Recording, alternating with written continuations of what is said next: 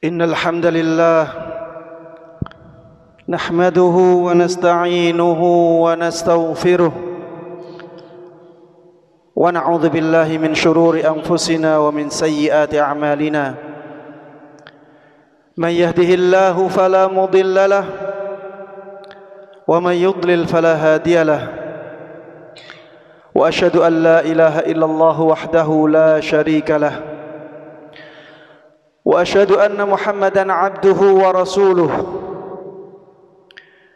يا أيها الذين آمنوا اتقوا الله حق تقاته ولا تموتن إلا وأنتم مسلمون يا أيها الناس اتقوا ربكم الذي خلقكم من نفس واحدة وخلق منها زوجها وبث منهما رجالا كثيرا ونساء واتقوا الله الذي تساءلون به والأرحام إن الله كان عليكم رقيبا يا أيها الذين آمنوا اتقوا الله وقولوا قولا سديدا يصلح لكم أعمالكم ويغفر لكم ذنوبكم ومن يطع الله ورسوله فقد فاز فوزا عظيما أما بعد فإن أصدق الحديث كتاب الله وخير الهدى هدى محمد صلى الله عليه وسلم وشر الأمور محدثاتها فإن كل محدثة بدعة وكل بدعة ضلالة وكل ضلالة في النار. Jamaah sedang Jum'ah yang semoga dimuliakan dan dirahmati oleh Allah Subhanahu wa taala. Usikum wa nafsi bitaqwallah faqad fazal muttaqun. Saya berpesan kepada diri saya sendiri dan juga kepada antum sekalian untuk bertakwa kepada Allah Subhanahu wa taala. Sungguh telah menang, telah beruntung orang-orang yang bertakwa. Jamaah sekalian rahimana wa rahimakumullah. Syariat Islam adalah syariat yang datang untuk memberikan maslahat kepada hamba-hamba Allah Subhanahu wa taala. Makanya Allah Subhanahu wa taala mengatakan, "Wa ma arsalnaka illa rahmatan lil alamin." Kami tidaklah mengutusmu wahai Muhammad kecuali sebagai bentuk rahmat bagi semua alam. Syariat Islam ketika memerintahkan sesuatu, pasti sesuatu itu mendatangkan banyak maslahat. Sebaliknya, ketika syariat Islam melarang sesuatu, pasti dalam sesuatu tersebut banyak mudaratnya. Sehingga kita harus yakin bahwa semua yang diperintahkan oleh Allah dan Rasul-Nya sallallahu alaihi wasallam akan mendatangkan banyak maslahat dan manfaat kepada kita semuanya. Ketika maslahatnya semakin besar, maka perintahnya juga akan semakin kuat. Seperti misalnya salat 5 waktu. Kenapa diperintahkan hingga 5 kali dalam sehari? Karena maslahat dari salat 5 waktu sangatlah besar sekali untuk kita semuanya. Dan di sana ada amalan-amalan yang Allah Subhanahu wa taala memerintahkannya dengan penekanan-penekanan. Karena memang banyak sekali maslahat yang ada dalam amalan-amalan tersebut. Di antaranya adalah amalan mengingat kematian. Rasulullah sallallahu alaihi wasallam tidak memerintahkan kita untuk mengingat kematian saja, tapi beliau memerintahkan kepada kita untuk memperbanyak mengingat kematian. Dalam sabda beliau mengatakan, "Aktsiru min dzikri hadhimil ladzat." Perbanyaklah untuk mengingat penghancur kelezatan. Yang beliau maksud adalah kematian. Tidaklah Rasulullah sallallahu alaihi wasallam memerintahkan kepada kita untuk memperbanyak mengingat kematian kecuali karena banyaknya maslahat dan manfaat yang kita dapatkan dari amalan banyak mengingat kematian. Di antara maslahat yang bisa kita dapatkan dari mengingat kematian adalah semangatnya kita dalam melakukan kebaikan dan amal saleh, dan takutnya kita melakukan kemaksiatan dan keburukan. Termasuk di antara maslahat mengingat kematian adalah bergembiranya orang-orang yang sering mendapatkan kesusahan ketika dia hidup di dunia. Dengan mengingat kematian, orang-orang yang susah hidupnya menjadi bahagia karena dia yakin bahwa dia tidak akan lama di dunia ini. Dengan mengingat kematian, orang yang punya kelapangan menjadi terukur amalannya karena dia takut hartanya akan mencelakakan dia. Dan ini merupakan manfaat yang sangat besar yang bisa kita dapatkan ketika kita mengingat kematian. Jamaah sekalian rahimana wa rahimakumullah, walaupun masalah kematian ini adalah masalah yang tidak ada yang meragukannya, tapi seringkali manusia melupakannya, seringkali manusia melalaikannya. Makanya di dalam Al-Quran banyak sekali ayat yang mengingatkan kita kepada kematian ini. Ayat yang sangat masyhur yang sering dibaca di dalam surat Al-Imran, Allah Subhanahu wa taala berfirman, "Kullu nafsin dha'iqatul maut." Semua yang berjiwa pasti akan mencicipi kematian. Semua dari kita pasti akan mati. Faman zuhziha 'anil nari wa udkhilal jannata faqad faz. Maka barang siapa yang diselamatkan dari neraka dan dimasukkan ke dalam surga, maka dia benar-benar telah mendapatkan kemenangan. Di dalam surat An-Nisa, Allah Subhanahu wa taala berfirman, "Ainama takunu yudrikumul maut walau kuntum fi burujim musyayyadah." Dimanapun kalian berada, kematian pasti akan menemukan kalian, walaupun kalian berlindung di dalam sebuah bangunan, sebuah benteng yang sangat kokoh dan berdiri tinggi. Di dalam ayat yang lain, Allah Subhanahu wa taala berfirman di surat Al-Jumu'ah, "Qul innal mauta alladhi tafirruna minhu fa innahu mulaqikum." Katakanlah wahai Muhammad, sesungguhnya kematian yang kalian selalu lari darinya, fa innahu mulaqikum. Sesungguhnya kematian itu pasti akan menemukan kalian. Thumma turadduna ila alimil ghaibi wasyahadah. Kemudian setelah itu kalian akan dikembalikan kepada zat yang maha mengetahui hal yang gaib dan hal yang tampak. Fayunabbi'ukum bima kuntum ta'malun. Dan dia akan mengabarkan kepada kalian apapun yang pernah kalian lakukan. Di dalam ayat di surat Qaf, Allah Subhanahu wa taala berfirman, "Waja'at sakratul mauti bil haqq dzalika ma kunta minhu tahid." Benar-benar akan datang sakaratul maut dengan nyata, itulah sesuatu yang kalian selalu menghindarinya.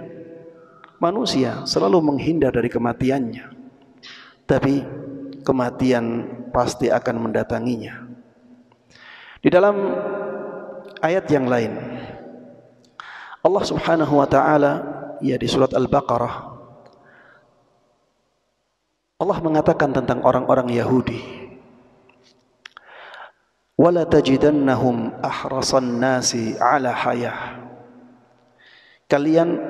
Engkau wahai Muhammad benar-benar akan mendapati orang-orang Yahudi itu paling semangat untuk mempertahankan kehidupannya. Kemudian Allah Subhanahu wa taala mengatakan, yawaddu ahaduhum law yu'ammaru alfasanah. Salah seorang dari mereka ingin agar mereka bisa dihidupkan sampai 1000 tahun. Wa ma huwa bimuzahzihihi minal adabi ay yu'ammar. Walaupun mereka akhirnya bisa hidup sampai 1000 tahun pun, maka itu tidak akan menghindarkan mereka dari siksa api neraka. Maksudnya mereka juga akan mati. Di dalam surat yang lain, Allah Subhanahu wa taala mengatakan, wa ma ja'alna li basharin min qablikal khuld afa im mittafahumul khalidun. Kami tidak menjadikan seorang pun manusia yang bisa hidup kekal. Apakah jika engkau mati mereka akan hidup selama-lamanya?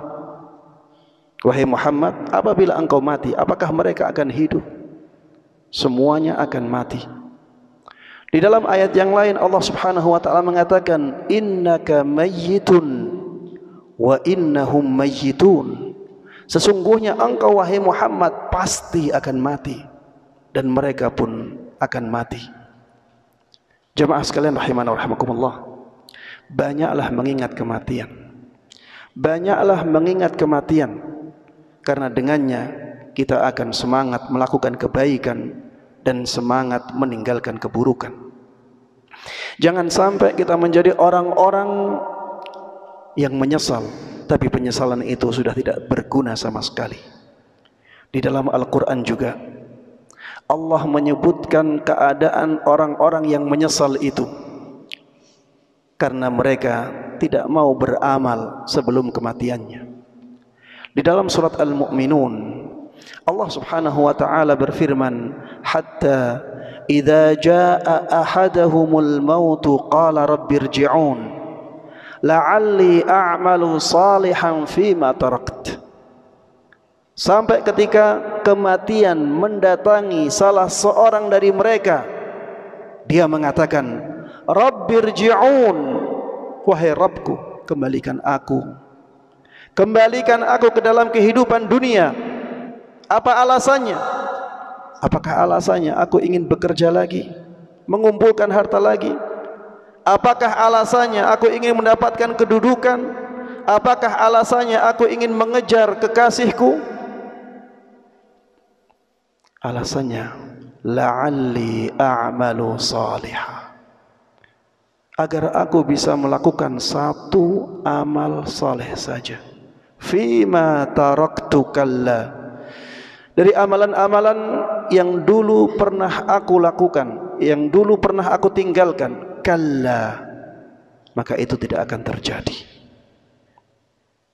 Orang ini benar-benar menyesal karena dia meninggalkan amal-amal kebaikan. Jemaah sekalian rahimana wa rahimakumullah, di dalam surat Al-Munafiqun Allah juga mengabarkan tentang orang yang menyesal karena dia tidak mempersiapkan kematiannya dengan baik. Allah Subhanahu wa taala berfirman, wa anfiqu mimma razaqnakum min qabli an ya'tiya ahadakumul maut fayaqula rabbi laula akhartani ila ajalin qarib fa asaddaq wa akum minas salihin. infakkanlah sebagian rizki yang kami berikan kepada kalian sebelum kematian mendatangi salah seorang dari kalian. Dan dia mengatakan, Rabbi laula akhartani ila ajalin qarib, wahai Rabbku, seandainya engkau akhirkan ajalku walaupun dalam waktu yang sedikit. Seandainya engkau akhirkan ajalku walaupun dalam waktu yang sedikit, fa as-saddaq, sehingga aku bisa bersedekah, wa akum minas salihin, dan aku bisa menjadi orang yang saleh.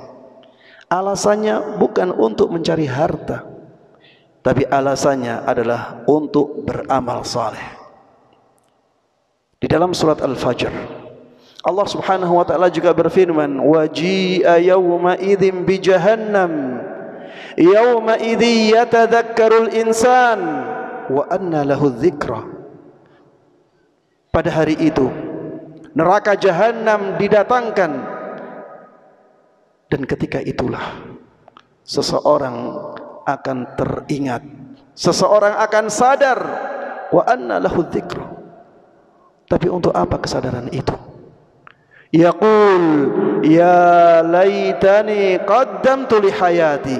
Dia mengatakan, seandainya aku melakukan amal kebaikan untuk kehidupanku ini, untuk kehidupan akhirat.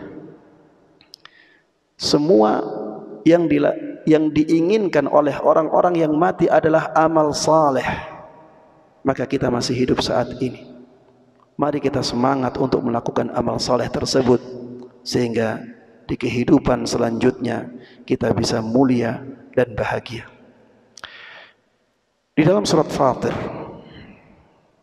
Allah Subhanahu wa taala mengatakan tentang ahli neraka, wa hum yastarikhuna fiha. Para ahli neraka menjerit-jerit dengan sangat keras di dalam neraka itu. Apa jeritan mereka? Ini yang menunjukkan bahwa mereka sangat menyesali keburukan yang mereka lakukan saat di dunia dan kebaikan-kebaikan yang mereka tinggalkan saat di dunia. Mereka mengatakan, Rabbana akhrijna na'mal salihan ghairal ladzi kunna na'mal. Wahai Rabb kami, keluarkan kami dari neraka ini. Alasan mereka, na'mal salihah, agar kami bisa melakukan amal saleh. Ghairal ladzi kunna na'mal, bukan amalan-amalan yang dulunya kami lakukan, agar kami bisa beramal saleh.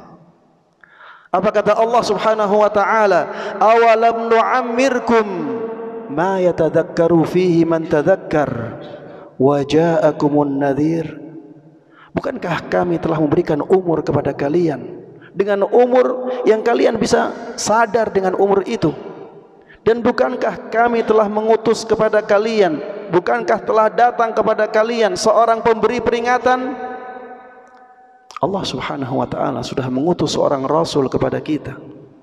Allah Subhanahu wa taala di zaman kita ini sudah menentukan ulama-ulama yang pantas untuk hidup di zaman ini agar mengingatkan kita, agar kita tidak menyesal setelah kehidupan ini. Maka jamaah sekalian rahimana wa rahimakumullah, teruslah melakukan amal-amal kebaikan. Ingatlah bahwa kehidupan di dunia hanyalah sementara, dan semangatlah dalam meninggalkan kemaksiatan-kemaksiatan agar umur kita benar-benar bermanfaat untuk akhirat nanti. Barakallahu li wa lakum fil Qur'anil azim wa nafa'ani wa iyyakum bima fihi minal ayati wadh-dhikril hakim. Aqulu qawli hadha wa astaghfirullaha li wa lakum wa lisairil muslimina min kulli dhanbin fastaghfiruhu innahu huwal ghafurur rahim.